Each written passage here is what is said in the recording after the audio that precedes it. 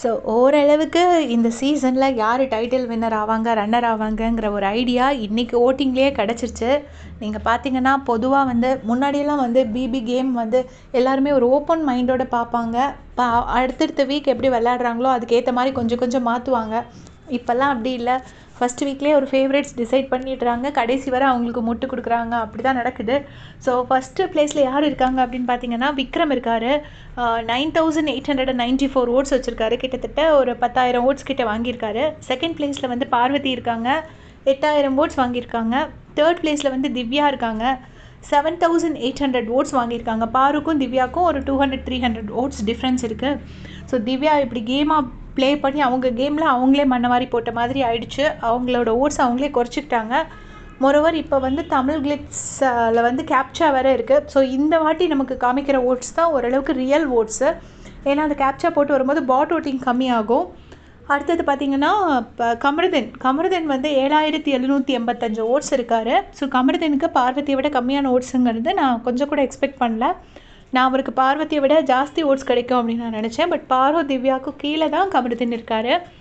அதுக்கு அடுத்து பார்த்திங்கன்னா பிரஜன் 5th ப்ளேஸில் வந்து பிரஜன் இருக்கார். பிரஜன் வந்து ஒரு 4,288 ஓட்ஸ் வச்சுருக்காரு. கமருதனுக்கும் பிரஜனுக்கும் நல்லா டிஃப்ரென்ஸ் இருக்குது. ஒரு 3,000 ஓட் கிட்ட டிஃப்ரென்ஸ் இருக்குது.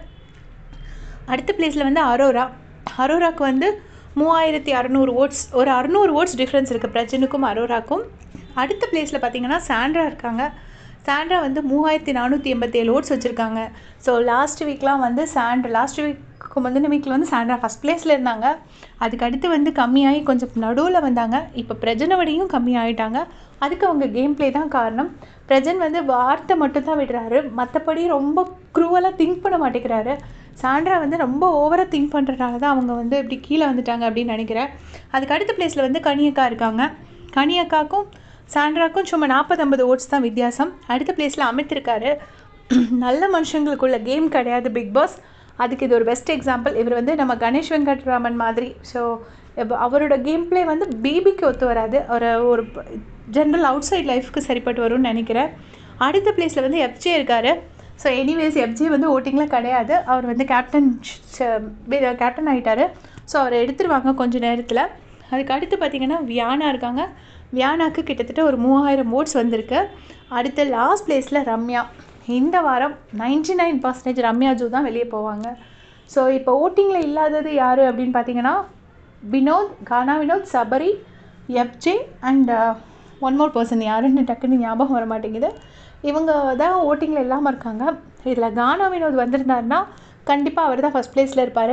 சபரி எனக்கு ஓரளவுக்கு தான் கெஸ் பண்ண முடியுது, கரெக்டாக தெரியல. Maybe 5th or 6th place வந்திருப்பார் அப்படின்னு நான் நினைக்கிறேன். எஃப்ஜே எப்படியும் லாஸ்ட் 5க்குள்ளே தான் வராரு. ஸோ இந்த இயர் வந்து எனக்கு தெரிஞ்சு ஓட்டிங்கில் வந்து கானா வினோத் அண்ட் விக்ரம் வந்து வின்னர் அண்ட் ரன்னராக வர்றதுக்கு நிறைய சான்சஸ் இருக்குது. அது கூட யாரெலாம் வராங்க, பார்வதி, திவ்யா, கமருதீனில் யார் வராங்க அப்படிங்கிறது தான் இங்கே பெரிய கொஸ்டின் மார்க். பார்வதி, திவ்யா, கமருதீன், சபரி இந்த 4 பேரில் யாரோ ஒரு 3 பேர் டாப் 5க்குள்ளே வருவாங்கன்னு நினைக்கிறேன். டாப் 2 கன்ஃபார்ம்டு எனக்கு தெரிஞ்சு வினோதும் விக்ரமும். உங்களுடைய கமெண்ட்ஸை சொல்லுங்கள். தேங்க்ஸ் ஃபார் வாட்சிங்.